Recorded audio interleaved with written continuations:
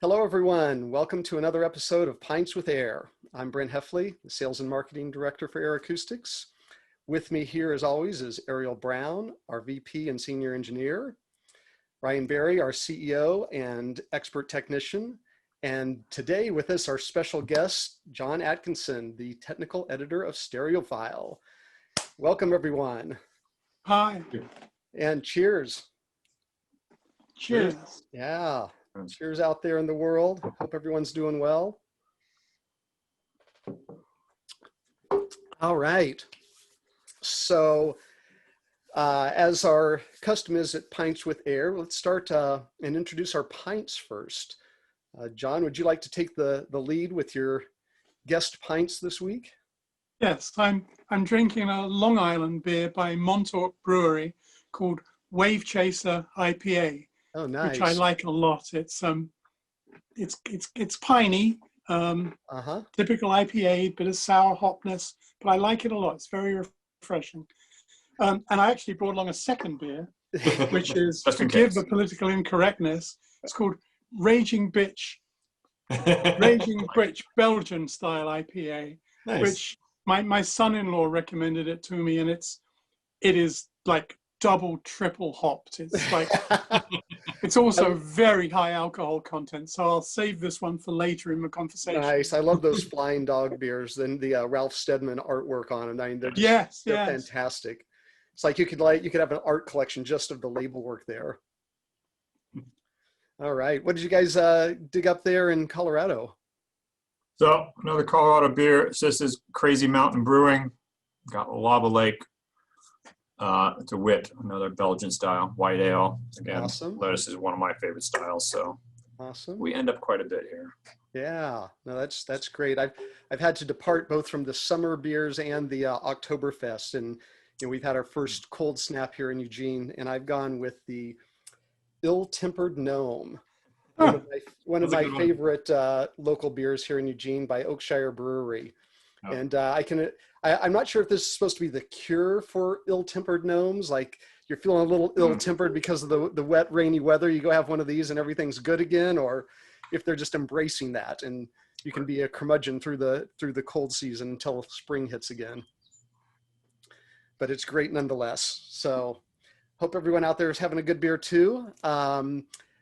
We thought we'd start off today and just talk a little bit about measurements. And as John and I were chatting, it's fairly timely because the latest Stereophile issue on the inside, Jim Austin's got his editorial about the argument for measurements. And he actually even mentions Charlie in there as one of the sources of spirited online debates.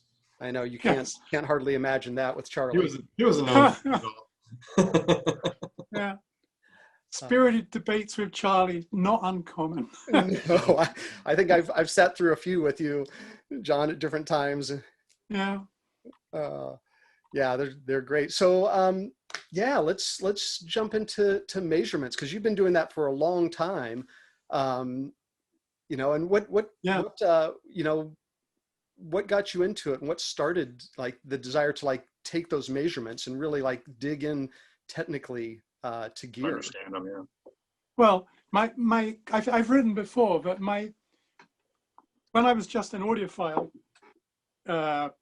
more than 50 years ago, when I started out with my first system, I used to read Hi-Fi News magazine, which was edited by John Crabb, and John wrote a review, it was 1966, of an Audiphone, I think it was an Audiphone SPU cartridge, and the listening impressions and the measurements went together. One could not be supported without the other, and I sort of grew up reading reviews like that, and I thought, well, this is how reviews should be. You have the listening impressions, but you also have the measurements. So when I joined Stereophile, I became editor of Hi-Fi News in 1982, and that was what we did. Reviews were listening, measurements. So when I joined Stereophile, although Gordon Holt, the founder, had done measurements in a small way throughout his career at the magazine, when I took over as editor, I felt I'm going to make it do what we did at Hi-Fi News. We describe what the product is, we describe how it sounds, and we add the measurement section. And we started in a small way. I added some speaker measurements in a sort of rudimentary way in 87 onwards. And then 1989, we bought an Audio Precision System 1, and then we started going big time. We then bought a DRA Labs Melissa system for measuring loudspeakers, which I still use. The Audio Precision System 1, I used regularly through 2006. Then I bought an Audio Precision SYS 2722, which was the top model at that time. System 1 eventually died. Then I still use for 2722, but I have a loan sample of the current top model, the AP555X, which I'm also using. So, nice. And I also have for speakers, I use fuzz measure. I use a variety of programs because I found, well, to backtrack a little bit, something, I think it was the late Raymond Cook of KEF told me years ago. He said, all measurements will tell you lies if you let them. So because I have more than one measurement system, if I'm getting odd results with one, I'll look at it with the other and see if, is it telling lies, or is the peculiar behavior consistent across different techniques, different analyzers? So that's basically where I'm coming from on that. That's a great saying. Yeah. Those AP machines are great. We have 2 System 1s still to this day that are working for us. And yeah. We have the 2722 as well, and then we have the 585 here. Yeah. Yeah, they're great. Yeah, the software for the 555 series, I don't find as intuitive as that for the 2722s, or even the System 1, which ran under DOS. And yeah, I still have a whole bunch of utilities I wrote in BASIC for calculating output impedance, input impedance, all those kind of things, which are still DOS programs, which I still run in a DOS window. Nice. Yeah. I love it. Yeah, so measurements. Why do we do them? Ryan said something very interesting in your last Pints with Air episode, which is that measurements don't tell you how things sound. That's absolutely true, with one exception. But that's not really the point, because to find out how things sound, you just listen to them carefully and rigorously.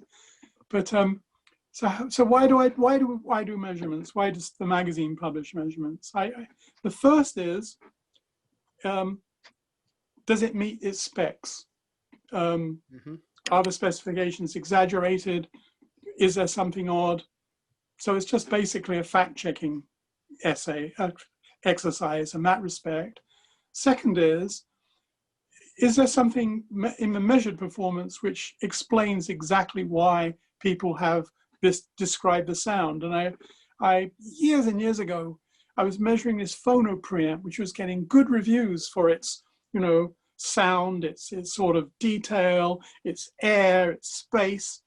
And the thing had an RIAA response, which just tilted up above 1 kilohertz. And so no wonder people were describing the sound in that manner. The thing is a tone control.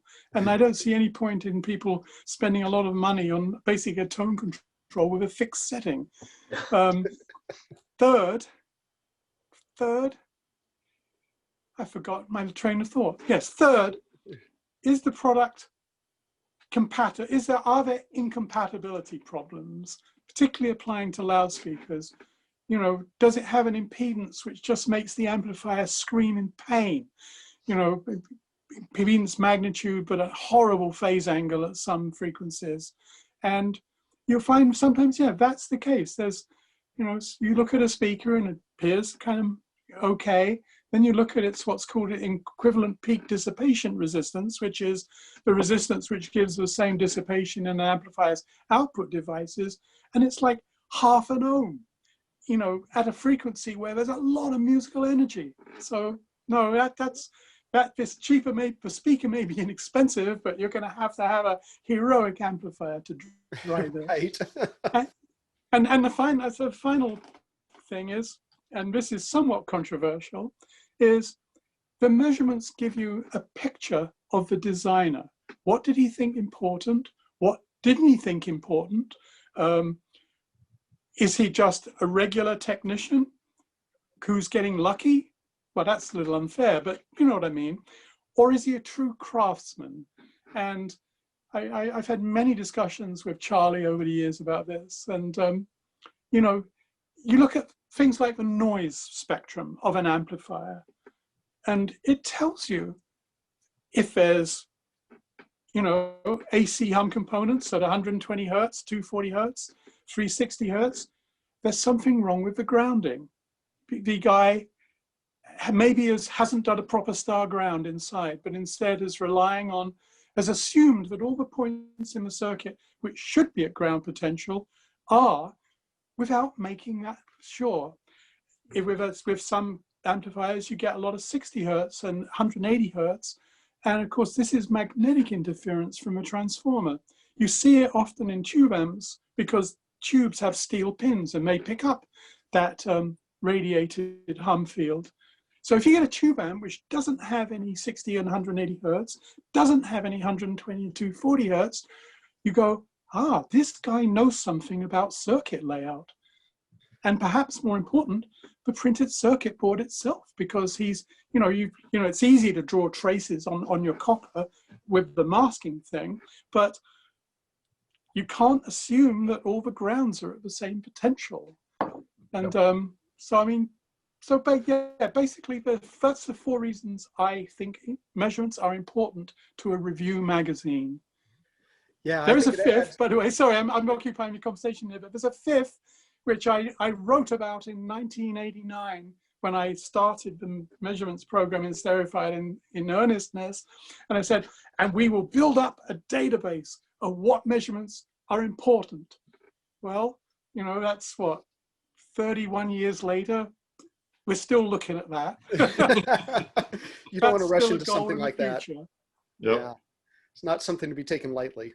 No, absolutely. No. I think your point about the fact checking of whether or not the specs are being followed as stated, those are things that people, reviewers like Stereophile are indispensable in, because it's easy for a manufacturer to say, oh, we put out this, but if nobody's checking it, how does the end user ever know? Yeah. Yeah, that role's huge. Yeah, Keith Howard, the audio reviewer in the UK, said once, loudspeaker sensitivity ratings are the biggest lie in audio. And I find that to be the case. Everybody exaggerates because you don't want to be a quiet speaker, you want to be a loudspeaker. But when I come across a loudspeaker where the manufacturer specifies 87 dB and I measure 87 dB, I go, yes, an honest manufacturer. Absolutely. Excellent. Yeah, no, it's great that I love the fact that you guys go, and you particularly go to such great depths to publish all the specs with the reviews. It really adds an extra dimension to them that I think so many people appreciate. Do you have like a favorite type of product to measure? Is there something that you're like, oh, I can't wait to measure that because it's, measuring a phono stage versus a preamp versus a tube amplifier, or something that you just find more interesting because maybe there's more variability or more, ways you like to look at it? Well, I love measuring loudspeakers. I would say of a product category, that's the one I like the most because, as I'm doing all the measurements, a picture emerges of the loudspeaker that tells me what the designer thought important. I remember talking about this with first time I ever met Charlie. He came down to Santa Fe with the Avalon Eclipse loudspeakers, and I'd done the measurements on the Eclipses, and flat frequency response, beautifully controlled dispersion, even across the band. And the stereo imaging was pinpoint accurate. The sound staging was superb.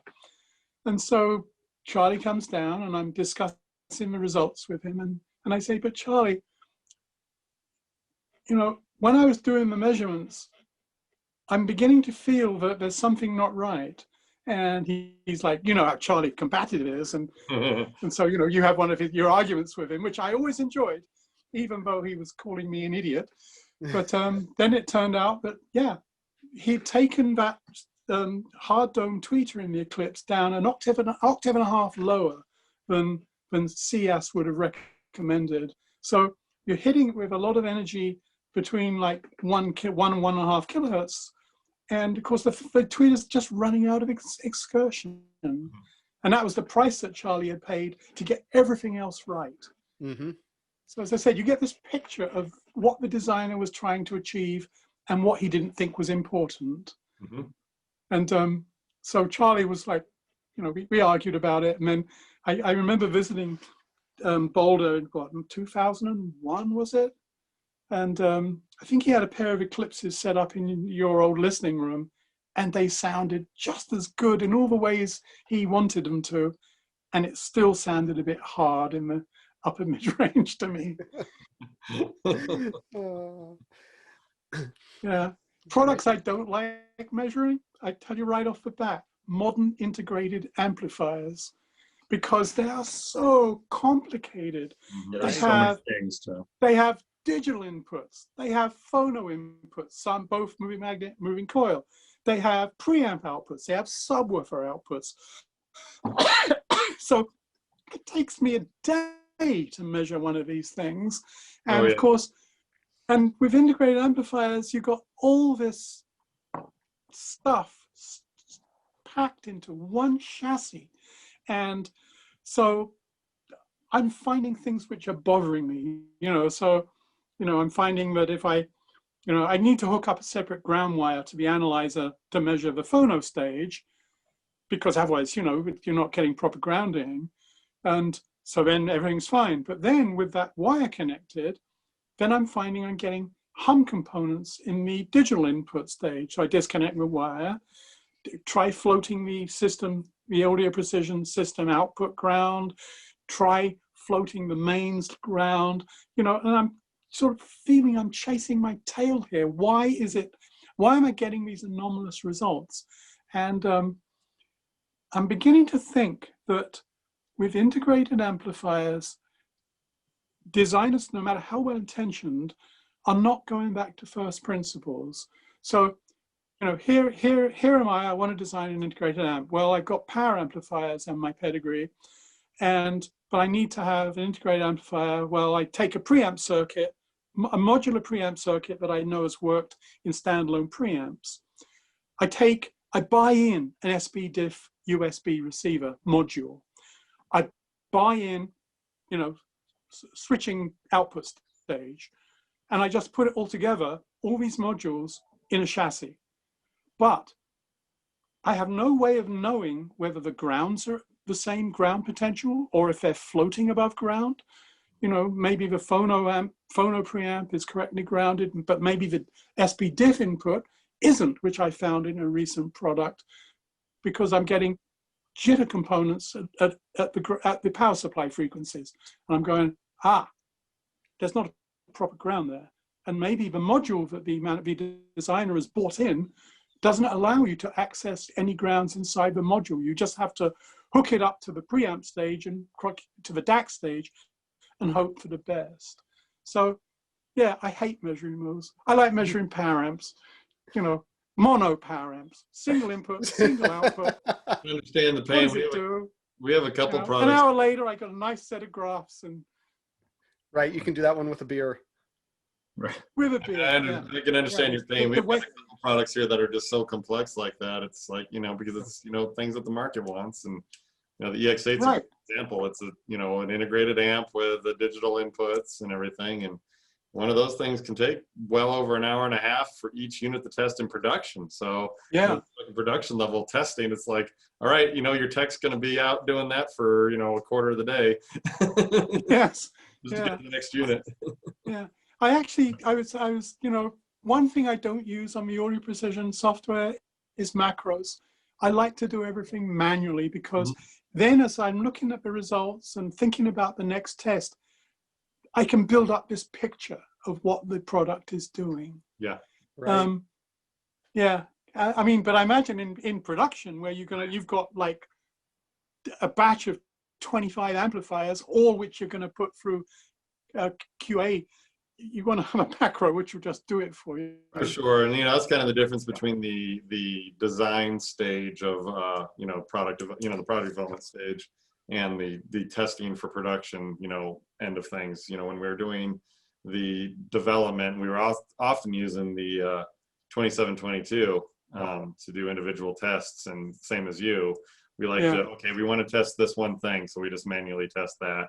And we move through the list of things, and we try to write down a checklist of things that we know are important, but we don't even rely on that too much, because it's sometimes you learn new things when you're just mucking around in the tests a little bit, and you're like, oh, I didn't think about testing that, and that really revealed something that we need to address now. So that's that thing. But then when you're dealing with production, the design's done, you're looking for things that are faulty, like a resistor that's the wrong value, or a connection that's not being made, and that's a little different. So that becomes a macro and a constant test the same way every time. Yeah. I mean, I have a question for you. I mean, for you and Ariel, you've done a breadboarded prototype, and you've done some listening tests, and you're really excited by how it sounds, and then you go to the printed circuit board version, and does it then equal your expectations, or you think, we need more work? It's kind of interesting, because honestly, we almost never do the breadboard phase. Yeah. And it's just for that reason, because there's always such a difference in the sound between the breadboard and actually having everything mounted to a PC board, that we could mock up a circuit and listen to it, but most of the times it's not going to be indicative of what it's going to sound like. So you almost have to throw the dice and go with a good theory and then lay it out on the circuit board. Ariel spends, weeks getting that just right. And, we can't, that same note, we can't just throw the traces on a board and let a program, auto route everything. Ariel does them painstakingly. Like, the idea is we'd be able to take that board and go straight to production if everything worked out, which they rarely does. But yeah, I mean, it's so different from the breadboard phase to the PC layout phase. We gain almost nothing from the breadboard outside of the only thing I ever used breadboard phase is really just for functional or just conceptual operation of a circuit. I don't think I've ever really used that as any kind of rigorous measurement phase. I'll use it just to make sure it sort of operates the way I think, the way we have to figure out like operating points, bias points, anything like that, to make sure it's actually functioning the way I think it should. And then everything else, but even more recently, we haven't done breadboards in quite a while. We have enough built up knowledge, enough built up any kind of circuit history. In a long time, we haven't really developed anything radically different than what we've been doing. It's pretty much always just a slow evolution of our circuit. So it just gradually grows. So any of our prototypes are very much already pretty well designed circuit boards. Yeah. And then and just to kind of expand on that, the way we use measurements is that usually we'll do listening first, and then if there's areas, and then we'll run some measurements to make sure that we are either at a perceivably acceptable level or not.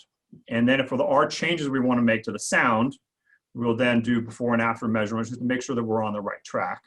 It's more of just kind of a guide or a checkpoint.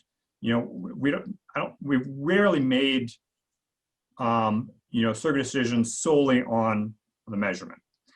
We usually, although it's also rare that we've made improvements to the sound that haven't actually improved the measurement as well. It's been pretty rare. Usually when we say, okay, we need to address this use or that use, and we make a change, typically that has resulted in better measurement as well. It's not universally true, but I think once the circuit is based on a well-grounded and is well engineered, making it measure better often does make it sound better. If it's a flawed design, I think that's where it can, with something that maybe you think make it sounds better actually makes it sound measure quite a bit worse. And there's usually a sign that there's that there's kind of an inconsistency that you're really working on a circuit that has some fundamental flaws. Yeah. When you say measure better or worse, are you talking about the spectrum of distortion harmonics or the noise floor, or? Most often the distortion spectrum, yes. That is one of the primary things we look at. That or bandwidth, noise floor. Those are the dominant things we look at. Yeah. Yeah. I mean, one of the things I've noticed with your Ayre products is that you don't use loop negative feedback. Correct. You have local degeneration at the output stage, but you're still getting low distortion. And I was reminded of something the late Peter Walker told me decades ago. He said that, your open loop circuit should be as linear as possible before you apply any feedback. Yep.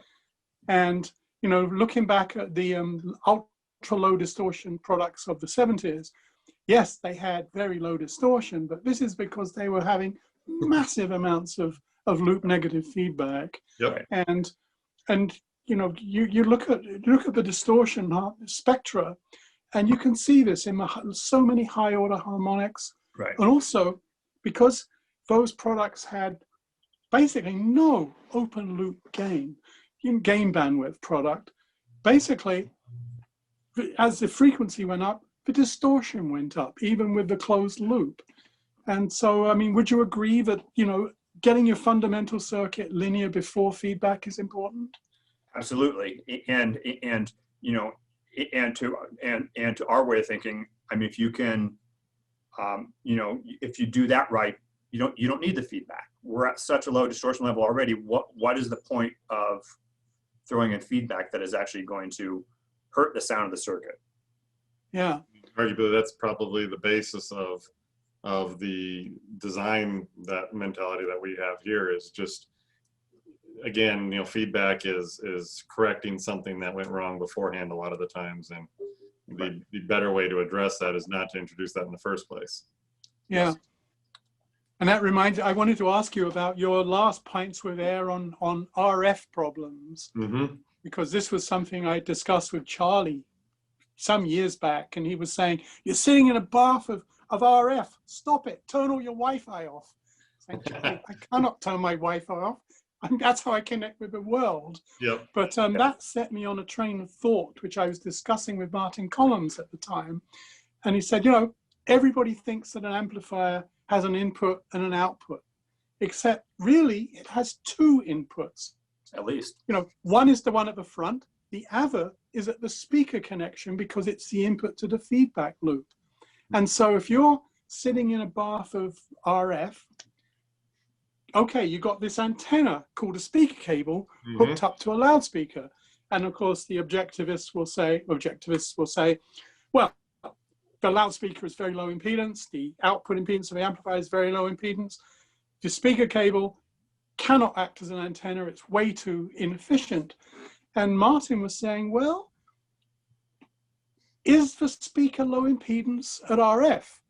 Is the output impedance of the amplifier low at RF? Right. And if the answer to those questions is no, now you have a pathway for RF to be picked up by the speaker cables, fed back into the amplifier via the negative feedback loop, and you're in trouble. And I wonder if a lot of the results people talk about with amplifiers sounding different with different cables are because the cables some are behaving as better RF antenna than others. Now that's an interesting idea. Yeah. And I'm sure there's absolutely truth to that. It's going to vary, but yeah, that's absolutely has an effect. Yeah, to Charlie's argument about the RF and turning off the Wi-Fi, it took me going down to his house one time. I'm like, let me show you something. And I pulled up my cell phone and I looked up all the Wi-Fi networks available in his house, which, you know, he had none. Because he's adamant about not having any Wi-Fi routers in his house. But I just pulled up what you could see from all the neighbors, and there was, you know, 7 different networks that you could see. Yeah.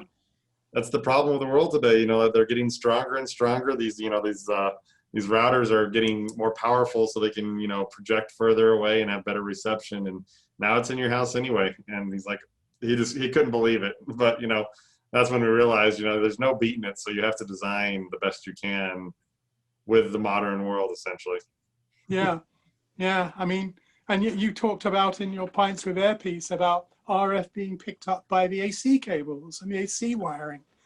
And it's like, it's ubiquitous. Yeah, It is. It's everywhere. Now they're beaming, you know, Wi-Fi from space with the you know, SpaceX program, you know, so you have connectivity that way.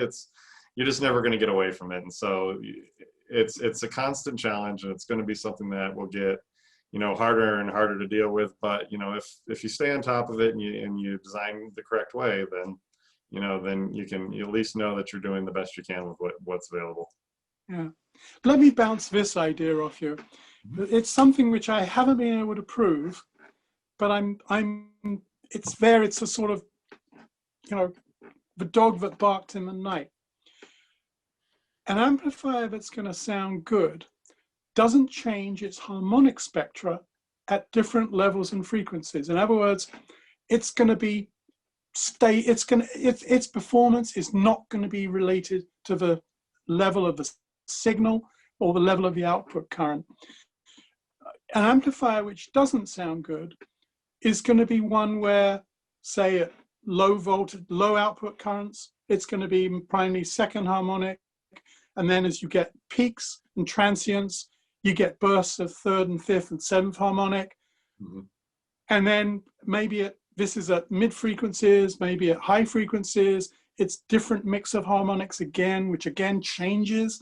And I've been wondering if that's why some amplifiers, which look like they measure very well, actually don't sound good, because they're changing their character all the time, depending on the music. Mm-hmm. Have you encountered anything like that? I've never really, I don't think I've really thought about that, where I really, you know, tried that experiment. I truly believe that. I'm fully on board with that concept. Yeah, because you know, even as a, you know, even within a musical piece, those, you know, the operating conditions based on the musical signal change, and so with those, you know, if its characters, if its distortion characteristics, if its bandwidth, anything like that changes within it's absolutely, that's just a different form of distortion that you wouldn't necessarily catch with a sine wave measurement. Let's say sine wave measurements, right?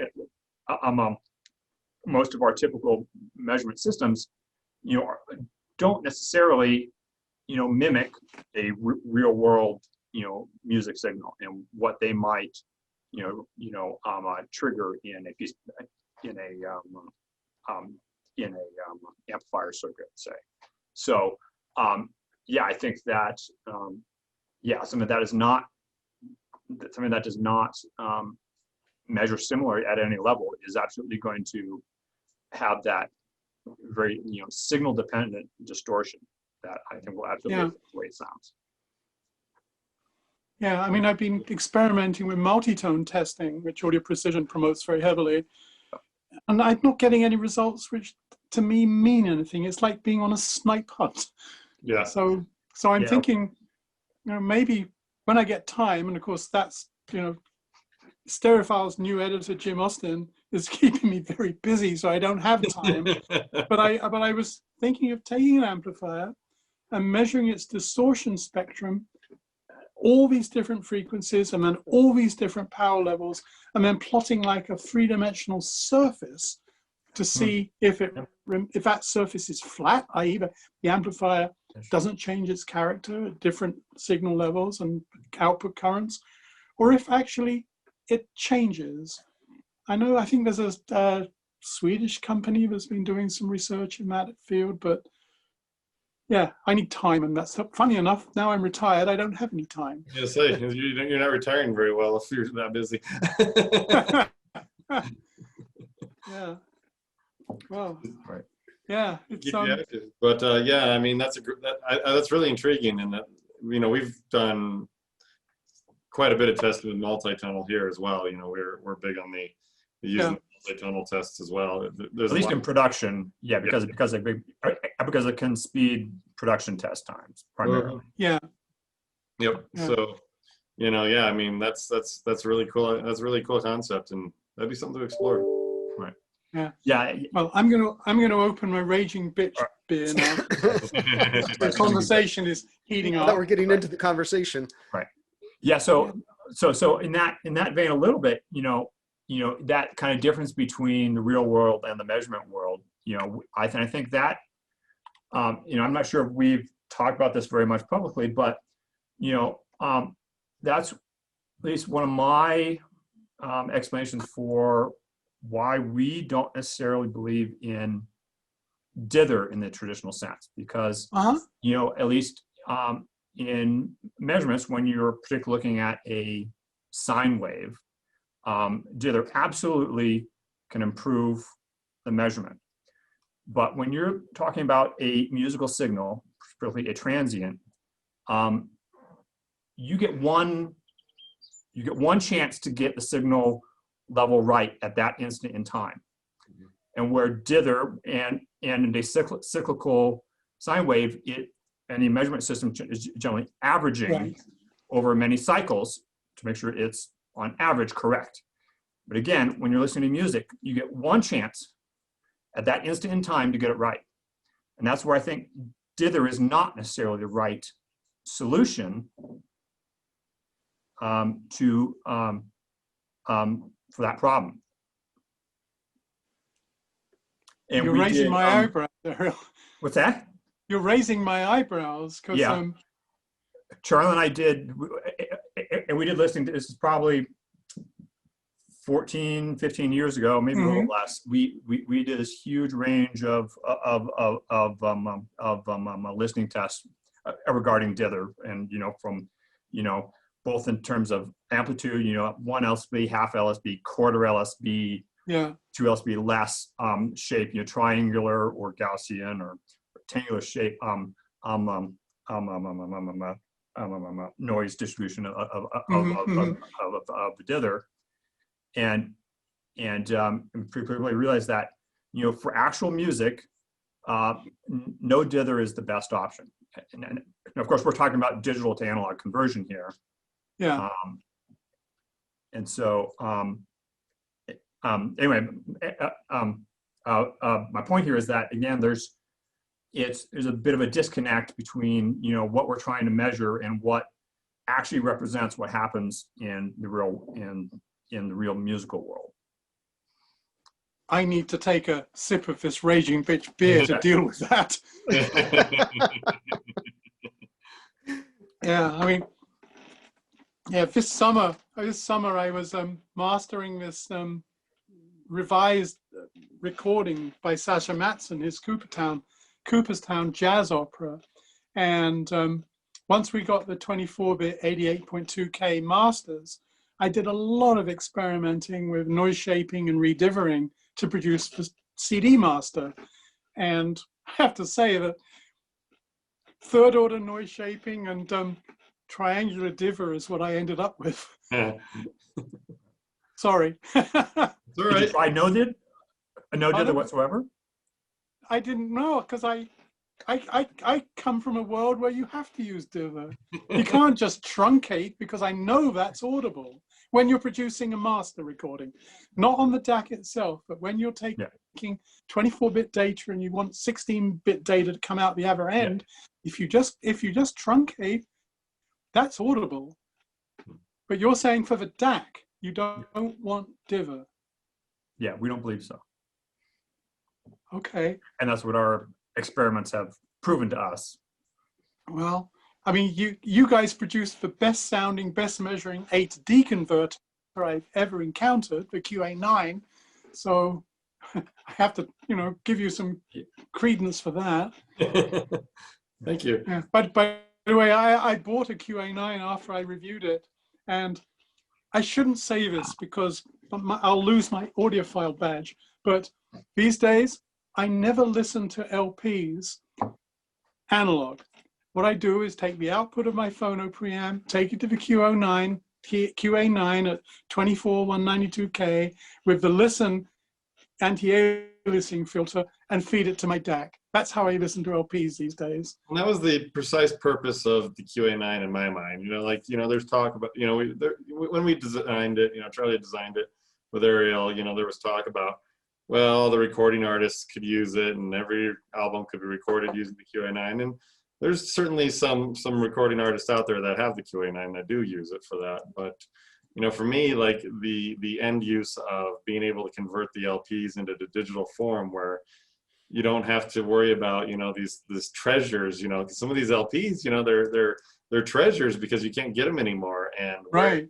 And worrying about, scratching them or damaging them in any way and, the dust factor and everything else, treating the album over and over and over again to make sure that it's as clean as possible. Being able to digitize that on the QA9 was the goal, to be able to really enjoy those LPs. And, it doesn't mean that you can't pull out the LP and listen to it from time to time if you really want the experience. But, the day-to-day listening, you can still have your LPs and listen to them in a convenient way, or you can just pop it on. John is actually talking about listening to them live through the listening to them live. Really? Not actually recording them. He's actually talking about listening to them live, which I haven't heard of before. Oh, wow. Yeah. That's very You take the hard drive out of the equation, they sound way better. Well, it's because I don't use a preamp anymore because I had to send the KXR20 back to you guys after I wrote about it. So I use the DAC with its own volume control and just take an AES-EBU link to it from the QA9 to listen to LPs. Oh, that's funny. I wish I hadn't said that. It's a very intriguing idea. Absolutely. Now, the QA9 is kind of a funny story because we had designed that product, Ariel and I, and at the time we had another engineer working with us. And I remember. Yeah, and we had gotten it all done, and Charlie had gotten out of the hospital, and the first thing he said is, "It sounds like crap." Yeah. Like what? And so that ended up to like several overnights reworking everything on the thing and going from ground one to where it ended up being. And that was a great example of where we don't breadboard. So we go straight to the prototype phase, hope it's going to work. And sometimes it doesn't. And, that's the expense as you start all over again. Yeah. Well, that's a case where John's measurements pointed out to us that we had gotten it wrong on the first pass. Yep. Yeah, that first sample I got had some problems. Yep. And it was a sad story that the manufacturer of the chip, which was fundamental to the QA9's performance, weren't they bought by Google or something and then put them out of business? Yeah, I don't know the full story of why they stopped. But yeah, the company was bought by Google. They were still planning to keep that part going, but I think the demand wasn't there, or maybe the time wasn't there, or maybe Google shut it down. I'm not sure. Yeah. But yeah. I mean, you guys are at the mercy of these big corporations. I mean, do you use any AKM DAC chips? DAC chips, no. We do use a receiver chip from them, and I know where you're going with this. And we got lucky. Yeah. Fortunately, we were okay. So we had the stock to survive with that, but that's a great example of, you don't know what's going to happen. Yeah. Yeah, for the listeners out there, the AKM Semiconductor in Japan, their factory in Japan had a massive fire that took them 3.5 days to put out. And so they are out of commission for minimum 6 months, likely a year. And so there's a big scramble within the industry with a lot of, both the audiophile industry and the pro audio industry. I have several colleagues who I've already talked to, and they're scrambling, trying to find parts left over or to redesign their boards with something else to try and keep production up on these rather key parts. Yeah, because it's not just a matter of plugging an IC into a socket. You have to redesign the board. Yes. I think across this industry, these large companies buying groups up and everything, it can be can cause a lot of dynamics to shift in the industry, and right. we all watch out for those kind of things because Yeah. it's changing constantly, and you know it's a difficult market to exist in, and you know I can understand some of the moves that are made, but it definitely can make things interesting. Yeah. Yeah. I remember when I visited you last, you know, Charlie showed me the bins and bins of small single JFETs that you'd bought just to have a supply for the future. Yep. You still have a good supply of those? We have, well, I mean, when I calculated it at one point, at the current rate of usage, we had a 300-year supply. So, I mean, yeah, we had quite a few. We're pretty set. You know, we've worked with several companies that have been in a pinch, and you know, they didn't realize those JFETs were going out, or they did, and they didn't buy them, and they, you know, or they bought too few, underestimating the quantities they're going to use in their lives. So, you know, we don't want to be, you know, the mentality of, you know, well, we've got them all and nobody else can have them. You know, that's not the goal for us. You know, we definitely protect our supplies, of course, but you know, they're one of those components that were one of a kind. And I know a lot of us, when a lot of people, minus Charlie maybe, saw, you know, Toshiba ending up not making those anymore and said, well, somebody else will come in and fill that role in the next few years or so, you know, and nobody ever did. And so, well, a little bit, but it's not particularly viable. No. Yeah. So yeah, I think it caught the world by surprise, and really changed the designs for many companies out of necessity, not desire. So, hey, I have a measurement question that I think's, you know, if not on people's minds right now, should be. And that's, I think for a lot of readers, a lot of people out there in our industry, measurements are pretty cut and dry. It's like measurement, it's solid, you know how to do it. Here's the result, end of story. But I know in some cases when you're taking measurements, it's not always that clear. And I remember a conversation about jitter, about there being different ways to measure that. What do you think the hardest in electronics, because speakers can be different in terms of how they interact, but in electronics, what are some of the hardest measurements to actually take well when you're doing it?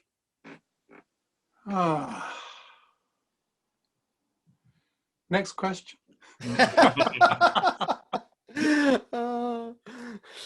I mean, it's as I said, it's I have my standard routines. Sure. And when I find things that raise my eyebrows with those, that's when I go to different techniques, different analyzers. You know, it's like, I remember, God, it was an amplifier I was measuring a couple of years, 3 years ago, and its biasing was related to the length of time it'll be handled as handling a signal. It was a power amplifier, nominally running in class AB, but if you hit it with high power sustained music, like from an organ bass pedals, it transitioned into class B. So basically, I'm measuring this thing and I'm finding I'm getting different results at different times. You know, I do a measurement. That's odd. I'll measure it again. Well, that's really strange. It's different. I'll measure it again.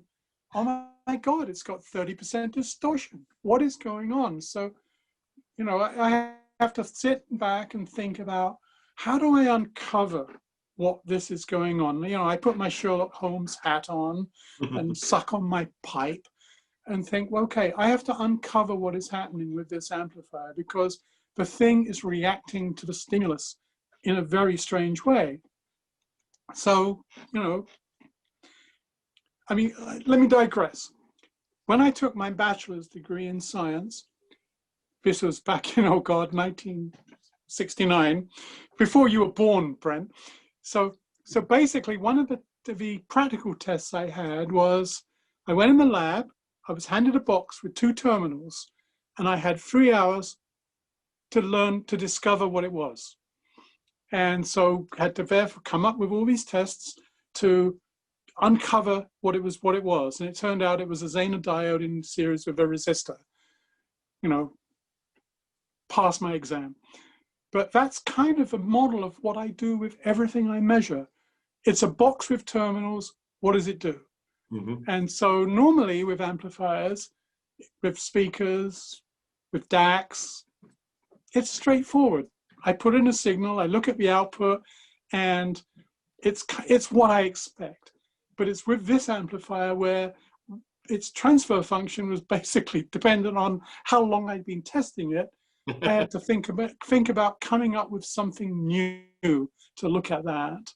And that took me best part of an afternoon in order to write 2 sentences in the review.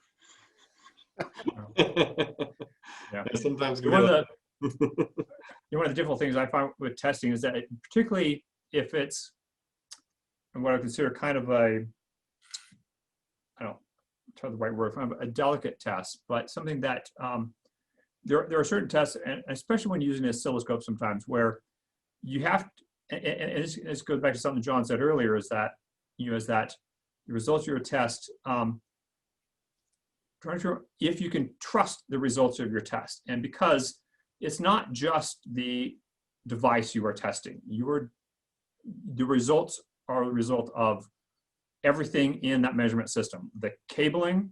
If it's creating any kind of loop, or there are the capacitance it adds to the circuit, it actually changes the way the circuit behaves, and also what would change the potential results. Will distort the results that you see on the screen or the printout is.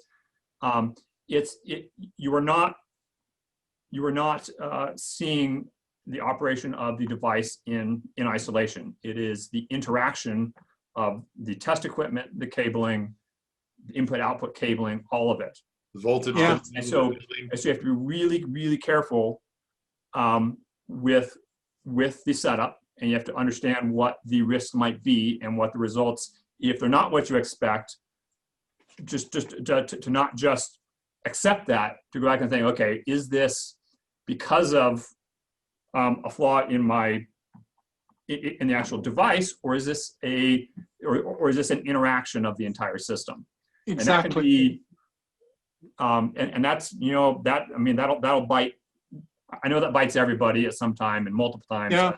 I've been by that many, many times. So I think something's wrong, but no, it's just because this loop here, or because there's too much capacitance added at this point, or something.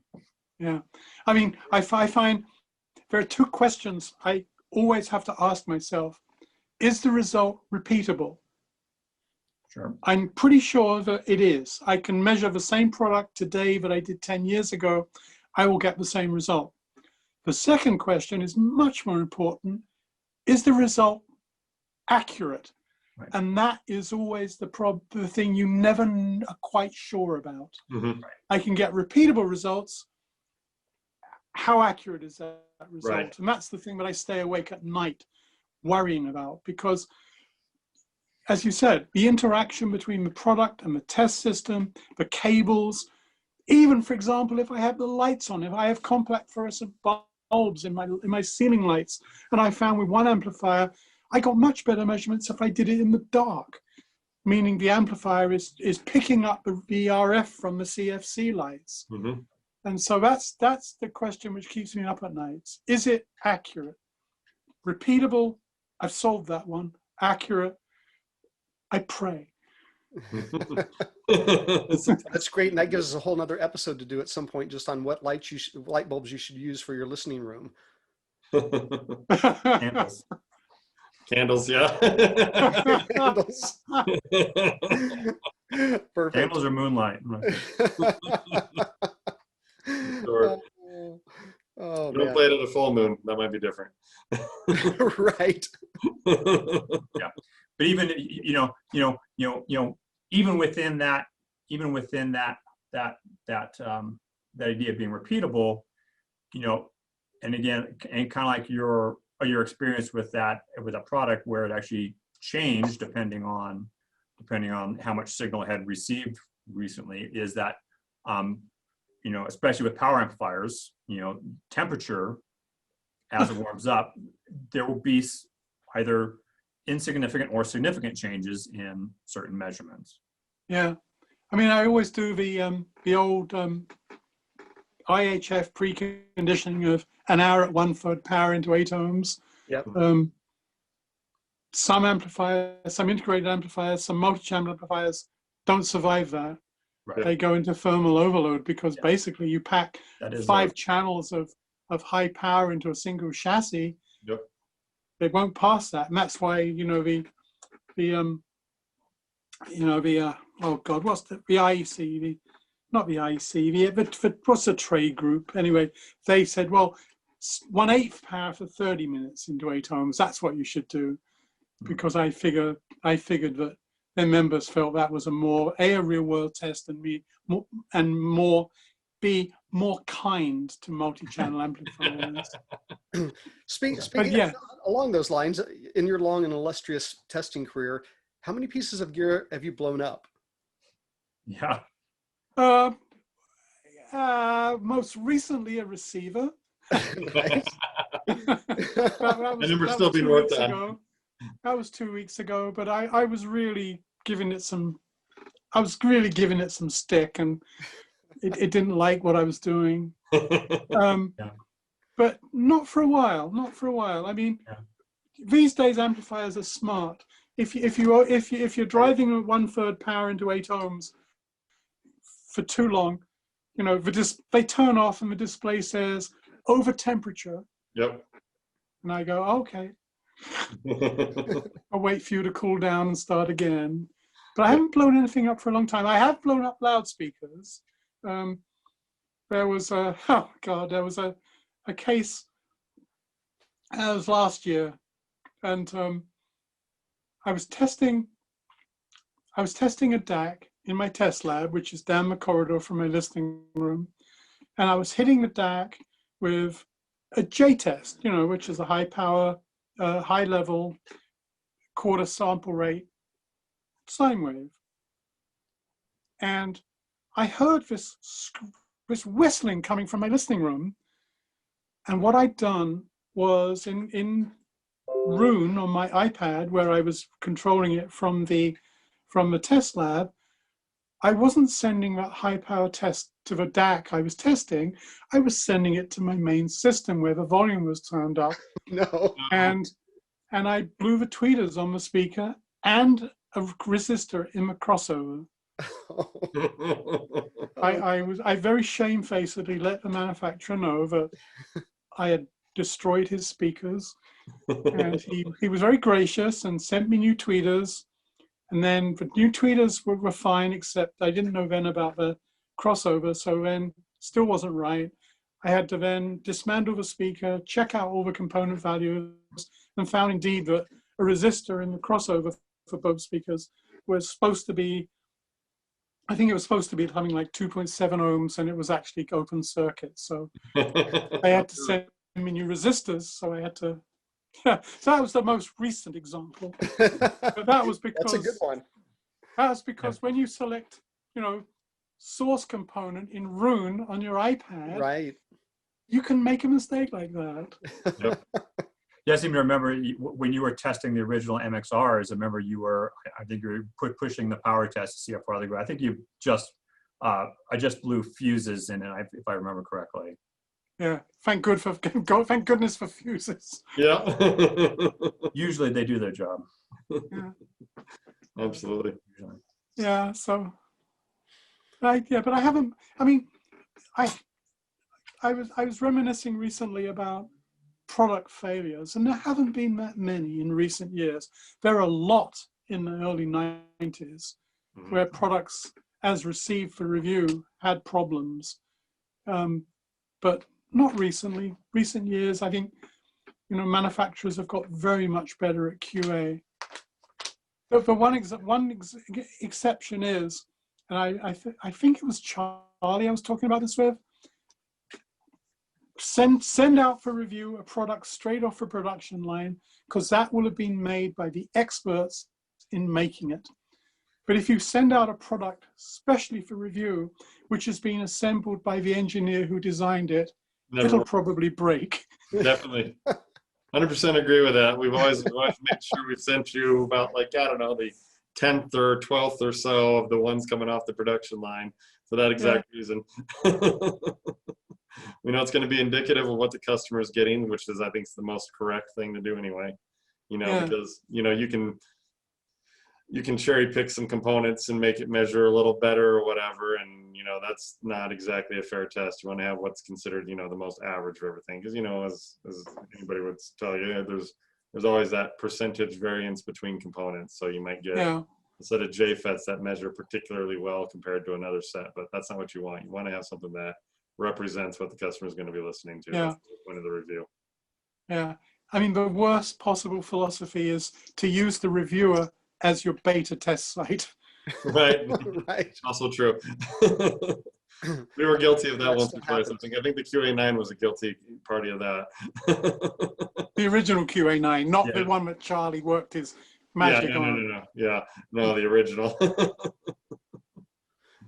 But yeah, for sure. I mean, and it's easy to do, and that's where I think the reliability thing. I think that's where you guys have been invaluable for us manufacturers, because you show us what you're doing to the thing, and we're like, oh, we didn't think about that, because we get so caught up in testing this bandwidth or looking at the THD at 1 kiloohms or kilohertz, and making sure the power doubles and so forth, and doing all those various tests that are kind of the checkoff tests, but we don't remember all the running at the 1/8 power for an hour tests and things that we wouldn't necessarily consider. And that's kind of given us, okay, we need to consider this when we're doing designs. And I think that's been a big part of why all of us collectively have become much better at making sure that the amplifiers survive the testing process, and thus are that much more reliable for the consumer at home. Yeah, I mean, my analogy for what I do, back when I was in England, one of the other magazines the company published was on cars, and they would take a car out on the skid pan and try and turn it over. And possibly no driver would ever turn it over, but they said, well, what we do is see at what point it will roll over. And I sort of think, well, that's my job. That's what I do. I mean, no one, unless they have a rave, is going to run an amplifier at 1/3 power into 8 ohms for an hour. Right. But nevertheless, it's good does to know if it'll me, survive. It does happen. Sometimes you just have to have a rave. Yeah, I mean, it's absolutely true. We're always surprised by some of the things the gear is subjected to, and it's like, well, yeah, I mean, we had an example. Yeah, the early EX8, it overheated. Oh, okay. Well, what are you doing with it? Well, I have it in this cabinet, and it's this by this, and it's like, well, that's a power amplifier in there, and like, yeah, but that fits in this cabinet, and it's like, okay. And I go, and then what were you doing with it? Well, I was listening to it with a party, and we were, in the kitchen, and it was 2 rooms away, and so we had to turn it all the way up to max to enjoy it out in the other rooms of the house. And it's like, well, okay, no wonder that it's, you're driving this thing as hard as you can. You got it in this tiny little cabinet, and then it blows on you. It's, goes overheat protect on you. It's like, yeah, that's going to happen. And, so it's always surprising to hear, some of the things these guys do with these products, and so having those tests is really valid, because it gives it that little bit of a stress test that, and something that we've gone to doing here in the later years here, that we're now, okay, we're gonna run it at the same thing that we know John's gonna do to it, because if it's gonna fail, we might as well have it fail here before we get to you. So again, I mean, I assume you do soak testing, right, on your production? Oh yeah. Yeah. So you catch all the what are called infant mortalities before they leave the house. Ideally, Yeah, our testing procedure is, we do pretty rigorous testing here in production. Again, most of our products take anywhere from a half an hour to an hour and a half to test per unit, and then they go into setup overnight, where are allowed to just sit at temperature, run and have everything powered up and everything. And, that way, if there's any cold solder joints or anything, the idea is that they'll hopefully expose themselves. And then they go through that whole rigorous test process again. So, we do it twice to them, every unit before it goes out the door, just to make sure that it is exactly what we want. And, if the solder and iron never touches them, they start over. So, It's all in the goal to make everything, you know, as reliable as possible before it leaves here. Yep. All right. Well, great stuff. I hope everyone out there has enjoyed this. If you have questions about it, email us at pints@ayre.com. And John, thank you so much for coming on and being our guest this week. We really appreciate it, and it was great to talk to you. And until next time, everyone, cheers. Cheers. Cheers. Cheers.